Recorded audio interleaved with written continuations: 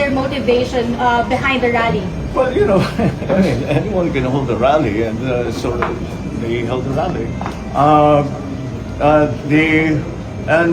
Ako malakas ang loob ko kasi sa buong kasaysayan, ang iglesia, pag nag-rally, kahit napakarami, hindi sila nanggugulo.